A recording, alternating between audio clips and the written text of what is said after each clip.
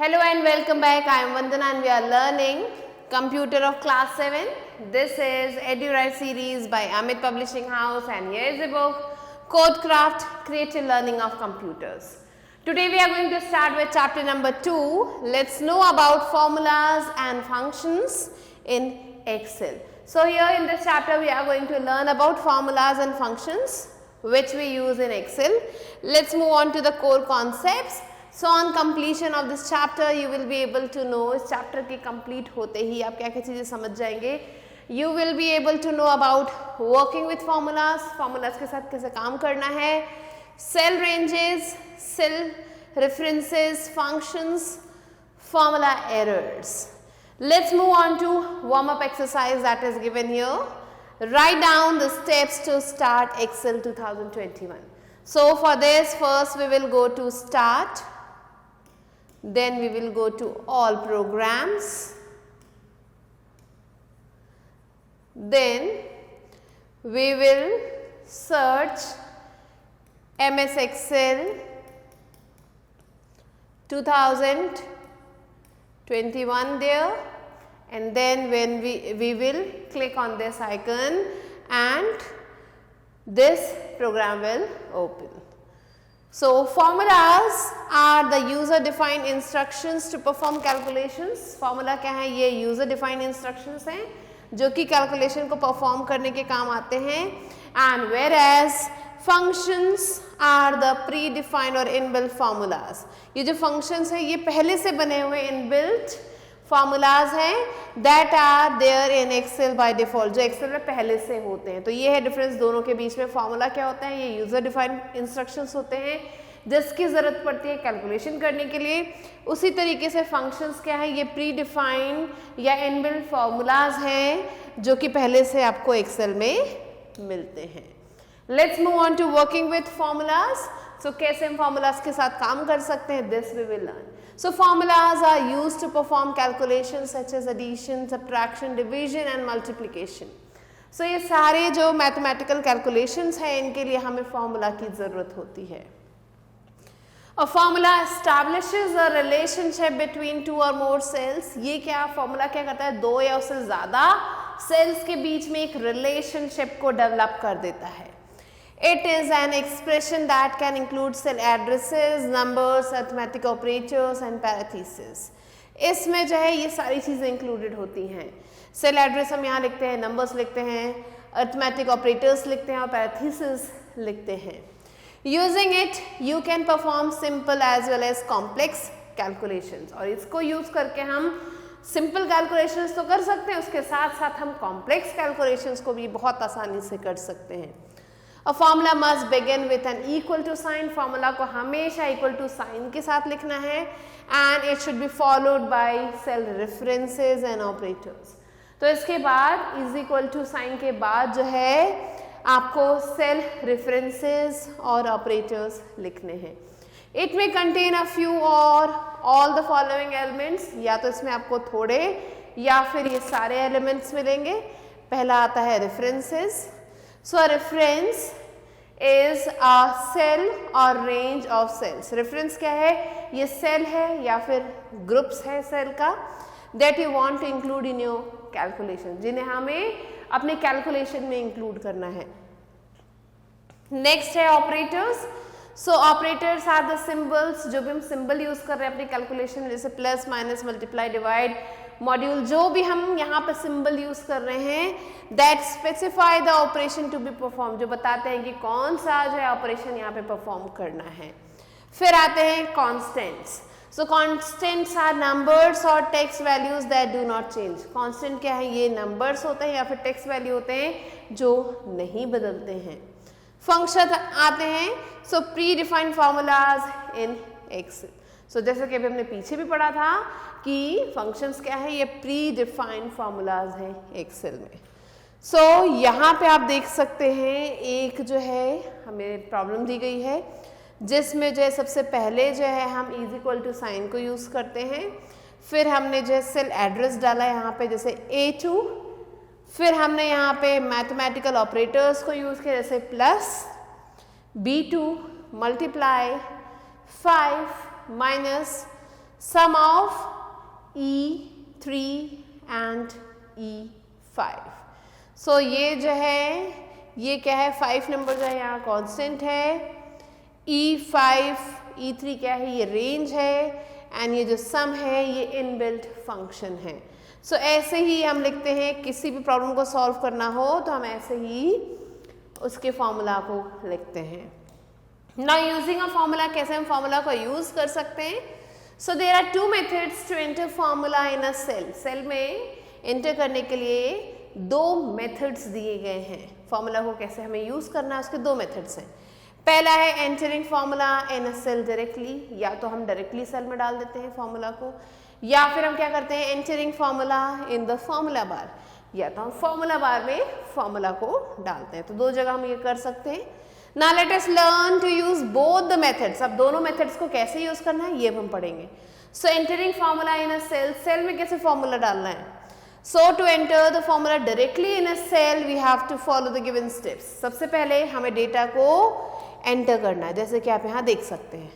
फिर हमें क्या करना है, क्लिक करना है सेल B3 पे, तो ये रहा हमारा B एंड ये रहा 3। अब ये 2 नंबर्स हमने यहाँ पे लिखे हैं, एक्सपेंडिचर जनवरी का लिखा है, एक्सपेंडिचर फरवरी का लिखा है। अब हमने इंफॉर्मेशन डाल दी, अब हमें रिजल्ट कहाँ चाहिए, B3 में चाहिए, तो हम B3 पे क्लिक करेंगे और वहाँ पे हम सबसे पहले टाइप करेंगे इज इक्वल टू साइन। तो यहाँ पे हमने टाइप कर दिया। अब हमें क्या करना है, क्लिक करना है सेल B1 पे, B1 ये रहा B1। सो ये वाला नंबर, अब इसके बाद हम लिखेंगे प्लस का साइन, ये लिख दिया प्लस का साइन, और फिर हम जाएंगे B2 में। अब हमने B2 सेल को क्लिक किया तो B2 अपने आप यहाँ पे आ जाएगा। जैसे ही इन सेल्स पे क्लिक करेंगे अपने आप वो नंबर यहाँ पे शो होने लगेगा। And after this we have to press enter key, enter key को प्रेस कर देना है। तो हम क्या देखेंगे कि जो दोनों वैल्यूज थी फर्स्ट और सेकेंड, इन दोनों का ही जो सम है, क्योंकि हम ऐड कर रहे हैं तो सम निकलेगा, इन दोनों का सम जो है यहाँ पे B3 में लिखा हुआ आ जाएगा, जैसे कि आप यहाँ पे देख सकते हैं। तो ऐसे हम सेल में जो है फॉर्मूला को एंटर कर सकते हैं। Now entering formula in the formula bar. अब फॉर्मूला बार में कैसे हम फॉर्मूला डालेंगे, तो ये रहा हमारा फॉर्मूला बार, ये ऊपर की तरफ होता है। तो ये एरिया है जहाँ पे हमें फॉर्मूला डालना है।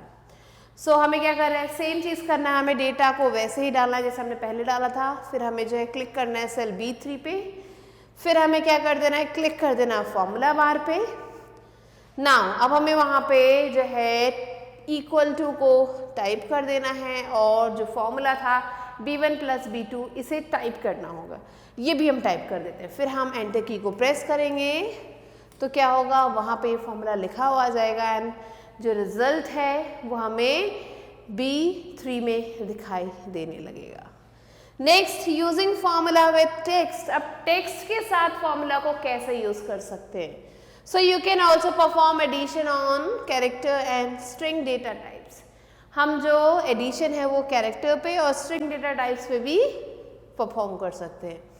Expect for addition, other operations like subtraction, multiplication, division, etc. are not allowed on the string data type. So अगर ऐसे कुछ words लिखे हैं तो इसको अगर हमें ऐड करना है तो हम यहाँ पे सिर्फ एडिशन का काम कर सकते हैं, ना हम यहाँ सब्ट्रैक्शन कर सकते हैं, ना मल्टीप्लिकेशन, ना ही डिवीजन, क्योंकि जो स्ट्रिंग डेटा टाइप है उसमें सिर्फ हम एडिशन कर सकते हैं। सो यहाँ पे हम क्या करते हैं, हम एम्परसेंड को यूज करते हैं। The ampersand is used to perform addition on strings. Addition को perform करने के लिए हम ampersand को use करते हैं, and the addition of 2 or more text values is called concatenation. So जब हम 2 या उससे ज़्यादा values को add करते हैं तो उसे हम concatenation कहते हैं। Let us understand this with the help of an example. तो चलिए इसके बारे में हम example के थ्रू समझते हैं। तो सबसे पहले हमें क्या करना होगा, हमें एंटर करना होगा किसी भी स्ट्रिंग वैल्यू को A1 में और B1 में। जैसे कि हमने A1 में लिख दिया गुड और B1 में लिख दिया मॉर्निंग। फिर अब हमें क्या करना है, ये रहा A1, ये है B1, यहाँ पे हमने गुड और मॉर्निंग लिख दिया। अब हमें जो ये फॉर्मूला दिया है वो C1 में लिखना है एंड फिर एंटर की को प्रेस करना है। तो क्या हमने फॉर्मूला लिखा, हमने गुड लिखा, फिर हमने एम्परसेंड यूज़ किया, फिर हमने जो है मॉर्निंग लिखा, इज इक्वल टू के बाद ही दोनों काम करने हैं। तो आप देख सकते हो जैसे कि हम ये भी लिख सकते हैं A1 एम्परसेंड B1. सो A1 एम्परसेंड B1 करेंगे तो क्या होगा, we will get the result good morning in C1. C1 में हमें उसका रिजल्ट दिखना शुरू हो जाएगा. Next let's move on to cell range. So a cell range in Excel can be defined as a group of selected cells. So cell range क्या है, ये कुछ ग्रुप है selected cells का. And a cell range can be used to perform calculations on multiple cells. So ये जो cell range है इसे हम use कर सकते हैं calculation को perform करने के लिए अलग अलग cells में. You can create a range either by selecting the continuous cells. हम क्या कर सकते हैं, range को select कर सकते हैं, create कर सकते हैं बार बार कंटिन्यूसली सेल्स को सिलेक्ट करके वर्कशीट में, या फिर हम कोलन सिंबल को यूज कर सकते हैं. So let us learn how to select a range of cells. कैसे हम ग्रुप ऑफ सेल्स को सिलेक्ट कर सकते हैं, अब हम वो पढ़ेंगे. सो यहाँ पे आप देख सकते हैं एक वर्कशीट दी है, इसे ही हम कंसिडर करेंगे. नाउ हमें क्या करना है, क्लिक करना है A1 में. तो ये है हमारा A1, इसमें क्लिक कर देना है. एंड यहाँ पे क्लिक करने के बाद अब हमें माउस पॉइंटर को ड्रैग करके नीचे ले जाना है. कहाँ तक, D6 तक. यहाँ तक लेके आना है माउस को ड्रैग करके. यहाँ से शुरू किया था और यहाँ तक ले आए, तो जहाँ तक हम ले आए, this range that is selected here can be denoted as A1 D6. इसे जो है हम कहेंगे कि ये A1 से हमने D6 तक सेलेक्ट कर लिया है रेंज ऑफ सेल्स को. ना यूजिंग अ रेंज, अब इस रेंज को कैसे यूज करना है. So you can use a range in a function. Function में हम इस range को use भी कर सकते हैं. For example, if you want to calculate the sum of multiple columns or rows. अगर आप calculate करना चाहते हैं sum बहुत सारे columns का या rows का, so it is always better to define a range. तो वहाँ पे हमें क्या करना होता है, range को define करना होता है. So follow the given steps to use a range in a formula. ये जो steps दिए हैं इन्हें हम follow करेंगे. सबसे पहले हमें डेटा को टाइप करना है, जैसा कि यहाँ पे आपको दिख रहा है. तो आप देख सकते हैं मंथ दिया है, सेल्स दिया है, expenses, incentive amount, actual expense, ये सारी चीज़ें यहाँ पे मेंशन की गई हैं. अब हमें जो है क्लिक करना है B11 पे. तो आप देख सकते हो ये है हमारा B11, यहाँ पे हमें क्लिक करना है और फॉर्मूला को हमें टाइप करना है. ये रहा फॉर्मूला. फॉर्मूला क्या है, इज इक्वल टू सम निकालना है, ऐड करना है हमें B4 से B9 तक. तो B4 ये है, B9 ये है. तो यहाँ से यहाँ तक हमें सारे जितने भी नंबर्स हैं उन सबको ऐड करना है. तो उसके लिए हमने ये जो दिया गया फॉर्मूला है इसे लिख दिया. फिर क्या होगा, सम जो है यहाँ पे क्योंकि इनबिल्ट फंक्शन है तो वो ऑटोमेटिकली क्या कर देगा, ऐड कर देगा इन नंबर्स को जो कि यहाँ से यहाँ तक सिलेक्टेड हैं और उसके आंसर को यहाँ पे डिस्प्ले कर देगा. कहाँ पे, B11 में. फिर हमें क्या करना है, प्रेस करना है एंटर की को और जो सम वैल्यू है वो हमें B11 में शो होने लगेगी. Now let's move on to cell references. So the cell address in a formula is known as cell reference. So जो सेल एड्रेस होता है फॉर्मूला में उसे हम सेल रेफरेंस कहते हैं. And with the help of references you can find the value और data इन अ worksheet. सो हम क्या कर सकते हैं, हेल्प ऑफ रेफरेंसेस की मदद से हम जो है वैल्यू को फाइंड आउट कर सकते हैं डेटा की वर्कशीट में जो कि हम यूज़ करना चाहते हैं फॉर्मूला में. There are 3 types of cell references. 3 तरीके के सेल रेफरेंसेस हैं. Let us learn how to use them. तो चलिए उनके बारे में पढ़ते हैं, कैसे हम इन्हें यूज कर सकते हैं. पहला आता है relative reference. So while using a function और formula, references to a cell or cell ranges are usually based on the position relative to the cell.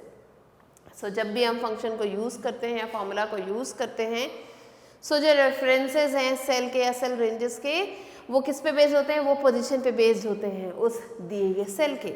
So when you copy the formula to the other cells, जब हम वो जो है copy करते हैं उस formula को दूसरे सेल्स में, तो क्या होता है, जो रेफरेंस सेल है वो ऑटोमेटिकली चेंज हो जाता है. फॉर एग्जाम्पल, अब यहाँ पे एग्जाम्पल तो समझाया गया कि अगर हमने जो है फॉर्मूला डाला है A3 में कि प्लस कर दो A1 और A2 को, तो A3 में हमने लिखा कि A1 और A2 को प्लस करो and you copy the formula from A3 to B3. अब हम वो जो फॉर्मूला जो हमने वहाँ A3 में लगाया था वो हम B3 में कॉपी करना चाहते हैं, तो क्या होगा, एक सेल जो है ऑटोमेटिकली चेंज कर देगा रेफरेंस को to match the location of the cells, cell के लोकेशन के अकॉर्डिंग रेफरेंसेस चेंज कर देगा वो। एंड यहाँ पे वो B1 प्लस B2 को प्लस कर देगा और शो करना शुरू करेगा। सो चलिए इसे प्रैक्टिकली करके देखते हैं। सबसे पहले हमें ये जो डेटा दिख रहा है फिगर में, इसे टाइप करना है। नाउ अब हमें क्या कर देना है, सेलेक्ट करना है सेल B11 को। अगेन हम B के 11 को सिलेक्ट कर रहे हैं। यहाँ पे हमने ये लगा दिया कि B4 से B9 तक के सारे नंबर ऐड कर दो। चलो सारे नंबर हमने ऐड कर दिए। फिर हम क्या कर रहे हैं, अब ऐड करने के बाद हमें कॉपी बटन पे क्लिक करना है, जो कि आपको क्लिपबोर्ड ग्रुप में मिलेगा होम टैब के। सो कॉपी पे जैसे हम क्लिक करेंगे, क्योंकि हमने यहाँ फॉर्मूला लगाया तो उस पर जैसे हम क्लिक करेंगे तो क्या होगा, now select cell C11 and click on the paste button. अब हमें जो C का जो 11 है इस पे जाना है और यहाँ पे पेस्ट कर देना है। तो हम क्या देखेंगे, जो सेल रेफरेंस है C11 का वो चेंज हो जाएगा अपने आप। सो जो भी हमने यहाँ फॉर्मूला लगाया था वो अपने आप यहाँ लग जाएगा। मीन्स जो भी नंबर्स लिखे हैं C4 से C9 तक वो सारे ऐड हो जाएंगे। सो ऐसे ही जो है हम क्या कर सकते हैं, रिलेटिव रेफरेंस को यूज कर सकते हैं। फिर आता है absolute reference. So absolute reference is used when you do not want to change the address of the cell while copying the formula to the other cell. So ये जो absolute reference है हम कब यूज करते हैं, जब हमें जो एड्रेस सेल का जो एड्रेस है वो चेंज ना करना हो, जब हम फॉर्मूला को लगा रहे हैं। So to use absolute reference in a formula, अगर आप absolute reference को फॉर्मूला में यूज करना चाहते हैं, you need to add dollar sign. आपको डॉलर साइन लगाना पड़ेगा before the column and row number, column और रो नंबर से पहले। सो यहाँ पे आप देख सकते हैं $A $1 प्लस $A $2 एंड तो ये हमने क्या कर दिया, हमने एब्सोल्यूट रेफरेंस यहाँ लगा दिया। सो क्या होगा यहाँ पे, let us calculate the incentive amount at the rate of 10% on monthly sales. So चलिए हम इंसेंटिव कैलकुलेट करते हैं इस फॉर्मूला के थ्रू, और ये इंसेंटिव हम मंथली सेल्स पे कैलकुलेट कर रहे हैं और रेट क्या है 10%। सो हमें सबसे पहले क्या करना है, हमें जो है सेल D1 में, ये है हमारा D1। सो D1 में हमें जो है 10% जो है लिख देना है। Now click on D4। अब हमें D4 पे क्लिक कर देना है। फिर क्या करना है, हमें टाइप करना है इज इक्वल टू B4। तो हमने लिख दिया इज इक्वल टू B4, इसको सेलेक्ट कर लिया। Then multiply by $D$1। सो जो ये D1 है इसके साथ मल्टीप्लाई कर दो। सो जैसे हमने ये लिखा और एंटर की को प्रेस किया तो क्या होगा, जो सेल D4 है वो डिस्प्ले करेगा वैल्यू क्या है 100। सो अब हमने जो 1000 है उसका 10% निकाला, जो कि निकला 100। सो 100 यहाँ पे वैल्यू हमें शो करने लगेगी। नाउ अब हमें क्या करना है, हमें कॉपी कर देना है फॉर्मूला को। कैसे, ड्रैग करके माउस को कहाँ से, फ्रॉम सेल D5 से लेके D9 तक हमें माउस को ड्रैग करना है और इस फॉर्मूला को पेस्ट कर देना है। सो हम क्या देखेंगे कि जो हम observe the formula in the cells from D4 to D9। अब D4 से D9 के जो भी फॉर्मूला लगाए थे उन्हें हमें ध्यान से देखना है। तो हम क्या देखेंगे, the first cell addresses B4, B5, B9 have no rupee signature. So हम देखेंगे कि ये जो सेल एड्रेसेस हैं जैसे कि B4, B5, B6, B7, B8 और B9, इसमें जो है रुपी का साइन तो है ही नहीं। So the show relative reference and gets change in every cell. So ये जो है ये क्या दिखा रहे हैं, रिलेटिव रेफरेंस दिखा रहे हैं और हर एक सेल में ये चेंज हो जाएंगे। However, the second cell address remains the same। लेकिन जो second cell address है वो सेम ही रहेगा, किसमें, in all the cells, सारे cells में। That is $D$1।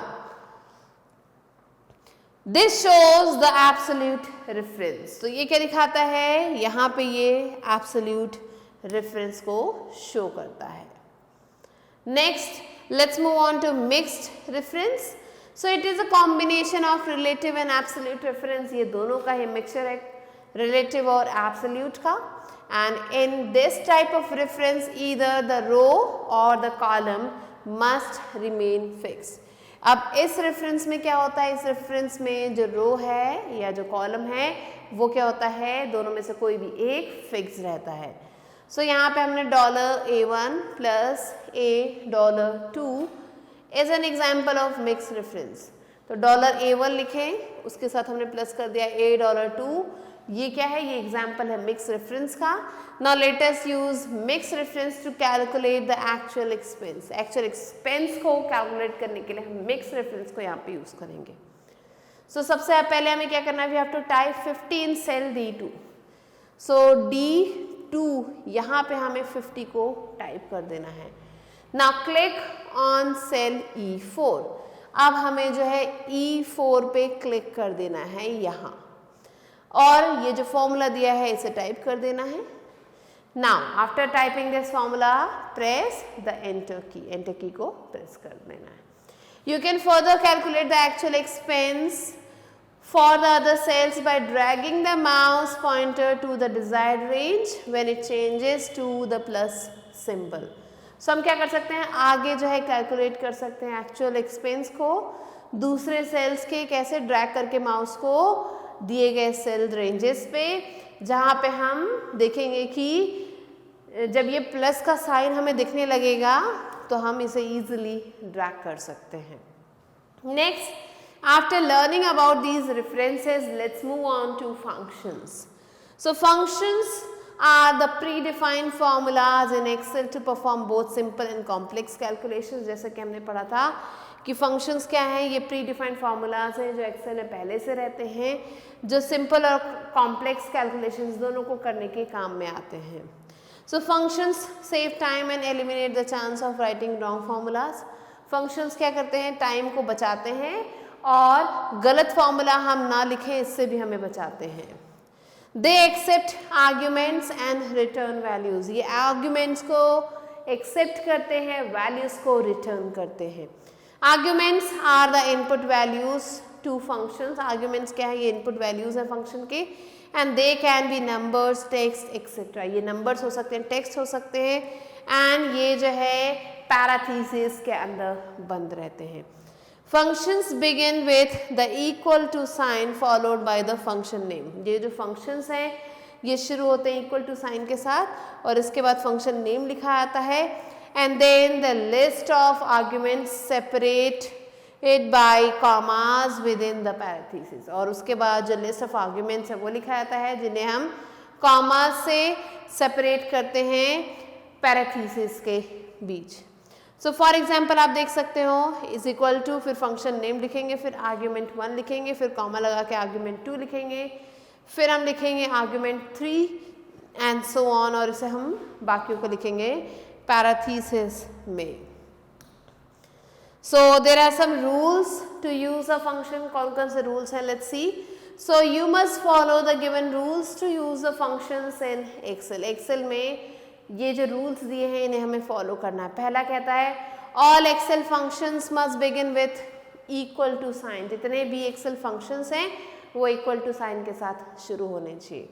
The function name must be a valid Excel name. जो फंक्शन नेम है वो एक वैलिड एक्सेल नेम होना चाहिए। फॉर एग्जाम्पल सम एवरेज, ये एक वैलिड नेम है। Now the function name must be followed by an opening and a closing parenthesis. So ये जो फंक्शन नेम है ये ओपनिंग और क्लोजिंग पैराथीसिस से शुरू होना चाहिए। The arguments are enclose in the parenthesis. तो आप जैसे क्या यहाँ पे देख सकते हैं पैराथीसिस में आर्ग्यूमेंट्स लिखे गए हैं। And the function names are not case sensitive. So ये जो फंक्शन नेम्स हैं ये केस सेंसिटिव नहीं है, मीन्स यहाँ पे कैपिटल या स्मॉल कोई भी लेटर हम लिख सकते हैं। Now using insert function dialog box, कैसे हम insert function dialog box को यूज कर सकते हैं। So you can use the insert function dialog box to insert the correct formula. So ये जो dialog box है हम इसे यूज करते हैं किस लिए, करेक्ट फार्मूला को इंसर्ट करने के लिए and arguments as per your requirements, हमने रिक्वायरमेंट्स के अकॉर्डिंग हम इसे यूज कर सकते हैं. So to use the insert function dialog box follow the given steps. अगर आप ये insert function dialog box use करना चाहते हैं तो उसके लिए आपको ये जो स्टेप्स दिए हैं इन्हें फॉलो करना होगा. पहला है go to the formulas tab, formula tab में जाए. फिर click on the insert function icon on the ribbon. Insert function icon पे जाएं जो कि रिबन में आपको मिलेगा.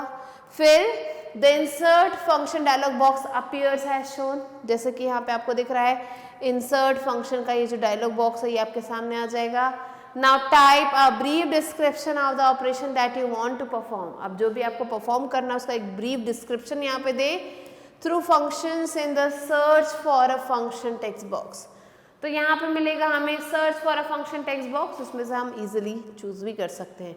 या फिर और हम क्या कर सकते हैं, इसे फॉलो ना करने की जगह हम ये भी फॉलो कर सकते हैं. वो क्या है, you can select a category from the select a category drop down list. So select a category drop down list से हमें जो है जो भी कैटेगरी है वो हमें सेलेक्ट करनी है. फिर हमें जो है गो बटन पे क्लिक करना है. तो क्या होगा फिर उसके बाद जो फंक्शंस हैं, the functions related to the operation entered by you appear in the select a function list. So select a function list में जो भी फंक्शंस हैं इससे जुड़े हुए वो दिखने शुरू हो जाएंगे. Now select the most appropriate function. अब आपको लगता है जो भी फंक्शन एप्रोप्रिएट है उसको चूज करें as per your requirement and click on okay. और फिर हमें ओके पे क्लिक करना है. Another dialog box will appear to accept the arguments.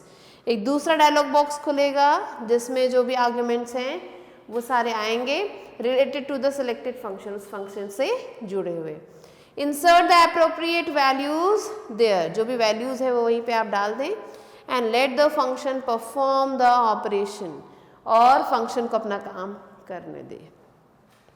Now let us learn about various functions. चलिए अब हम दूसरे फंक्शंस के बारे में पढ़ते हैं.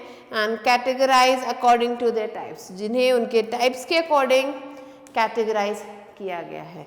सो पहला आता है यहाँ पे mathematical functions. Next comes mathematical functions.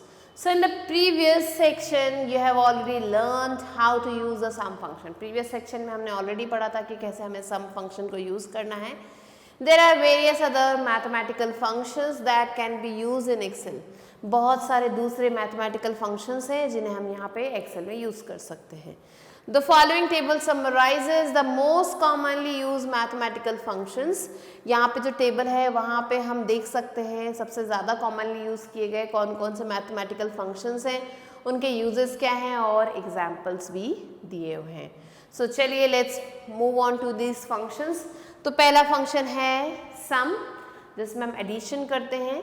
So इसका काम क्या है, values को add करना, जो भी range selected है.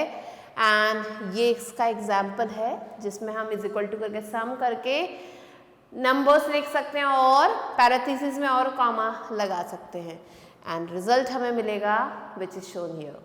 सिमिलरली आता है प्रोडक्ट, जो कि मल्टीप्लाई करने के काम में आता है. प्रोडक्ट हम निकाल सकते हैं जो भी रेंज हमने यहाँ पे वैल्यूज की सिलेक्ट की है and here this is the example. Next आता है एमओडी, जिसमें हम मोड निकालते हैं डिवाइजर. सो ये क्या करता है, ये रिमाइंडर देता है डिवाइड करने के बाद दिए गए नंबर्स को. तो आप देख सकते हैं यहाँ पे हमने मोड यूज़ किया है जो डिवीजन का काम कर रहा है एंड 5 to 3 को हमने 4 से डिवाइड किया, we get 3 as the remainder here. Next आता है पावर. सो ये क्या करता है, ये जो है पावर को रिटर्न करता है किसी भी नंबर के.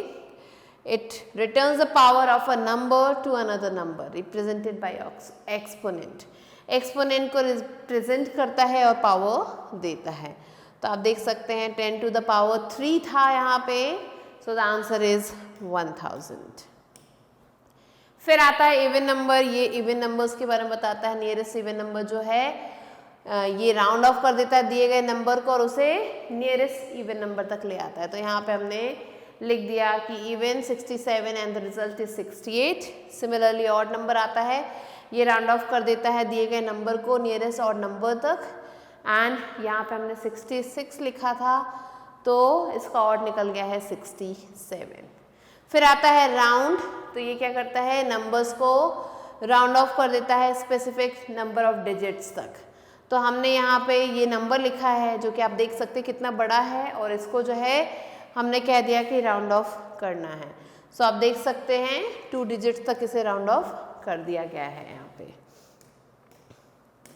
Next let's move on to date and time functions. So you can enter the dates and times in the cells in their proper format using the following functions। ये जो दिए गए functions हैं इसके अकॉर्डिंग हम date और time को जो है डाल सकते हैं अपने सेल्स में। सो पहला आता है टुडे। ये जो फंक्शन है ये डिस्प्ले क्या करता है, आज का जो भी डेट है। सो हमें क्या करना है, हमें टाइप करना है सेल A1 में क्या, टुडे। सो जो आज की डेट है वो यहाँ पे शो होने लगेगी। नेक्स्ट आता है डे। सो ये बताता है जो भी जो है डे वहाँ पे it returns a day from the date value entered in the cell. जो भी यहाँ पे डेट वैल्यू एंटर्ड है उसके अकॉर्डिंग ये डे बताता है कि आज कौन सा डे है। नेक्स्ट आता है मंथ। ये क्या बताता है, मंथ के बारे में बताता है। जो भी डेट वैल्यू जो है हमने यहाँ पे डाली है उसके अकॉर्डिंग ये मंथ को हमें बताता है कि कौन सा मंथ चल रहा है। फिर आता है ईयर। ये क्या करता है, ये रिटर्न करता है हमें ईयर। जो भी डेट वैल्यू हमने एंटर की है सेल में उसके अकॉर्डिंग ये हमें ईयर शो करता है। तो यहाँ पे ईयर था 2025, similarly is being shown here. फिर आता है आर। ये क्या करता है, हमें आर बताता है जो भी हमने यहाँ पे वैल्यू डाली है सेल में उसके अकॉर्डिंग। फिर आता है मिनट। ये हमें मिनट बताता है। सो कितने मिनट हैं वो यहाँ पे शो हो रहा है। नेक्स्ट आते हैं logical functions. So Excel provides a wide range of logical functions that help you to make decision based on logical situations. So क्या होता है, Excel जो है हमें प्रोवाइड करता है एक बहुत बड़ा रेंज लॉजिकल फंक्शंस का, जो कि क्या करते हैं, हमें हेल्प करते हैं डिसीजन लेने में लॉजिक सिचुएशंस में। So let us discuss a logical function named if function. So यहाँ पे if function के बारे में पढ़ेंगे जो कि एक लॉजिकल फंक्शन है। So using if function, the if function evaluates the given condition। ये क्या करता है, कंडीशन को evaluate करता है। if means अगर। so it returns one value if the condition is true and another value if the condition is false। तो ये जो if function है ये क्या करता है, अगर कंडीशन ट्रू है तो एक दूसरा आंसर देगा और अगर फॉल्स है तो एक दूसरा आंसर देगा। Now let us see the use of if function। कैसे हम इस फंक्शन को यूज कर सकते हैं। तो सबसे पहले हमें एक नया वर्कशीट खोलना है एक्सेल में, और ये जो दिया गया डेटा है इसे हमें फिल करना है। नाउ अब हमें क्या करना है, सेल E2 में। सो ये है हमारा E2, यहाँ पे जाना है एंड टाइप कर देना है ये जो फॉर्मूला यहाँ पे दिया है जिसमें हमने इफ फंक्शन को यूज किया है। एंड इफ फंक्शन क्या कहता है कि जो D2 है वो अगर 50 से ज्यादा है तो पास लिखे, नहीं तो फेल लिखे। तो आप देख सकते हैं D2 क्या है, क्या ये 50 से ज़्यादा है, हाँ 50 से ज़्यादा है। तो आप देख सकते हैं यहाँ पे हमें जो आंसर मिलेगा वो मिलेगा pass. Now you can see the result pass in cell E2। E2 में हमें जो रिजल्ट है वो पास दिखाई देगा। As a value of the cell D2 is greater than 50, क्योंकि जो वैल्यू है D2 की वो 50 से ज़्यादा है। अब अगला जो नंबर है 45, क्या ये 50 से ज्यादा है, नहीं, तो यहाँ पे हमें फेल लिखा हुआ मिलेगा। So now we have to drag the autofill handle of cell E2 up to cell E7। E2 वाला जो था उसे जो है ड्रैग करते हुए हमें E7 तक लेके जाना है। सो क्या होगा, जो फॉर्मूला है सब में अप्लाई हो जाएगा एंड क्या होगा, जो आंसर है वो हमें दिखने को मिल जाएगा। तो जहाँ भी 50 से ऊपर है वो पास है और जहाँ भी 50 से नीचे हैं वो फेल शो होने लगेंगे। अब नेक्स्ट आता है स्टैटिस्टिकल फंक्शन। सो क्या है statistical function? So in Excel a wide range of statistical functions are available. Excel में बहुत सारे स्टैटिस्टिकल फंक्शंस हैं and which help you perform calculations and analyse the data, जो हमें कैलकुलेशंस को परफॉर्म करने में, डेटा को एनालाइज करने में मदद करते हैं। Now some of the most common functions are discussed in the following table. कुछ काफ़ी ज़्यादा कॉमन फंक्शंस यहाँ पे दिए गए टेबल में हैं। सो पहला आता है एवरेज। जो कि एवरेज निकालने के काम आएगा। सो ये जो फंक्शन है ये एवरेज देता है, दिए गए आर्गुमेंट्स का एवरेज निकालता है। सो यहाँ पे हमने लिख दिया A1 20, A2 34, A3 78, A4 41। अब इन सबको जो है एवरेज फंक्शन से हम क्या लिखेंगे, एवरेज लिख के A1 to A4 लिख देंगे एंड इन सारे नंबर्स को प्लस करके जो एवरेज निकलेगा वो कंप्यूटर निकाल देगा। फिर आता है काउंट फंक्शन। ये क्या करता है, ये काउंट कर देता है नंबर ऑफ सेल्स को with in a range that contain numerical value. ये काउंट करता है कितने नंबर्स है जिसमें न्यूमेरिकल वैल्यू है, कितने सेल्स है जिसमें न्यूमेरिकल वैल्यू लिखी है। एंड ये क्या करता है, उन सेल्स को काउंट नहीं करता जिसमें आपको टेक्स्ट लिखा है आपने या लॉजिकल वैल्यूज लिखे हैं, एरर्स हैं या फिर ब्लैंक सेल्स हैं। इन सब को अवॉइड करके जितने भी सेल्स जिनमें नंबर है उन सबको ईजिली काउंट कर देता है। सो यहाँ पे आप देख सकते हैं A1 20 है, A2 में हमने टेक्स्ट लिख दिया है, A3 में 30 लिखा है और A4 में हमने डेट लिखा है। अब हम क्या कर रहे हैं, काउंट कर रहे हैं A1 से A4 तक।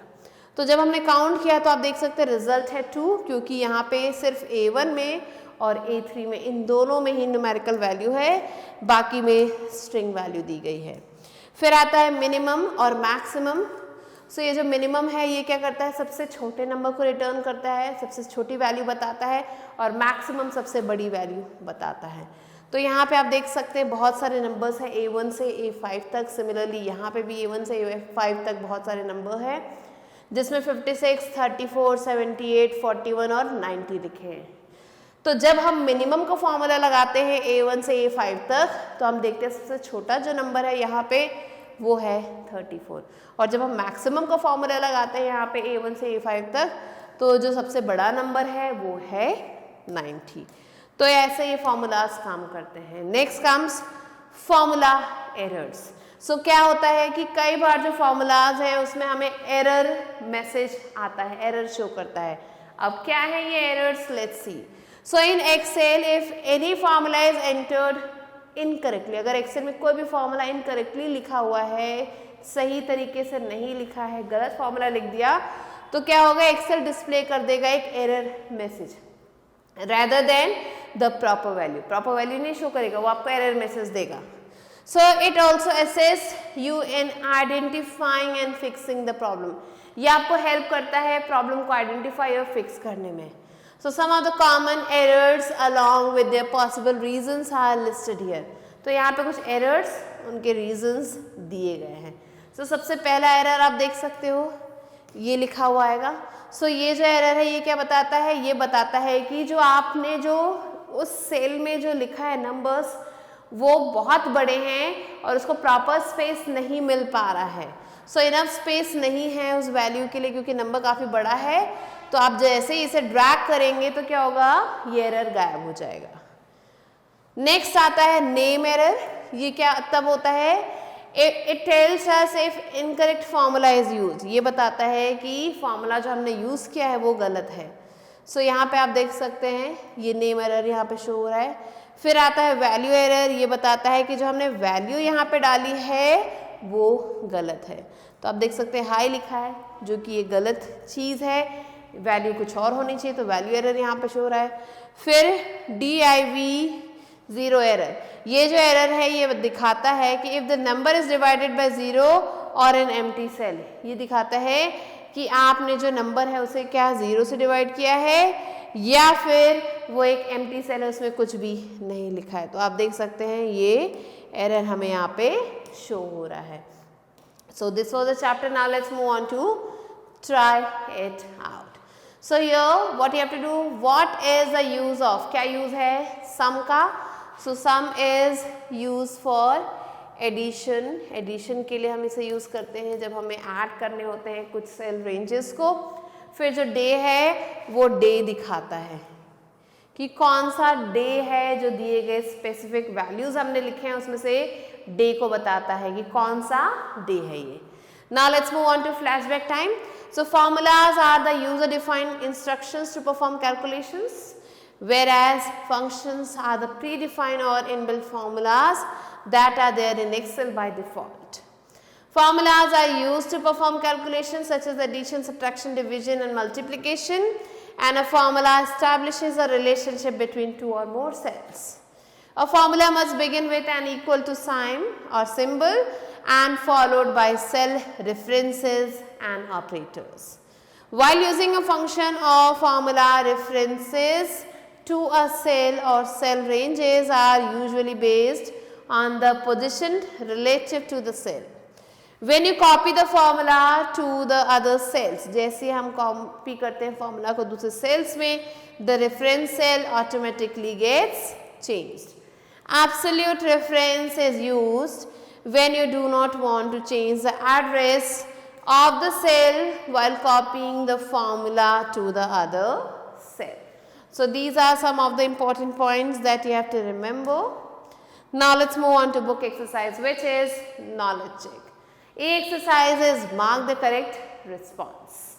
So the first one is the cell reference can be included in relative reference $B8, B8, $B, $8, and the D1 is B, $8.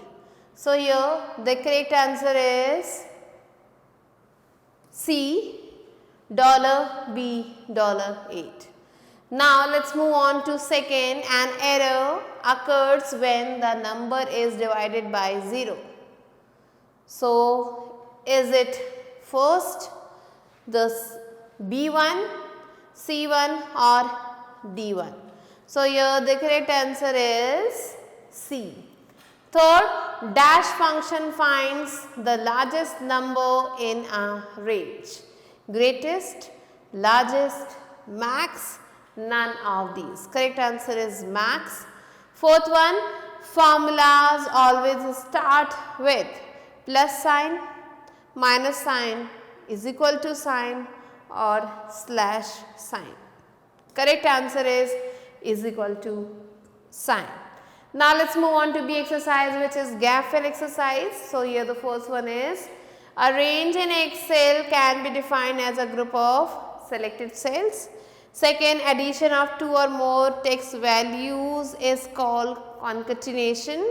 Third one, there are three types of cell references. Fourth is a formula establishes a relationship between two or more cells.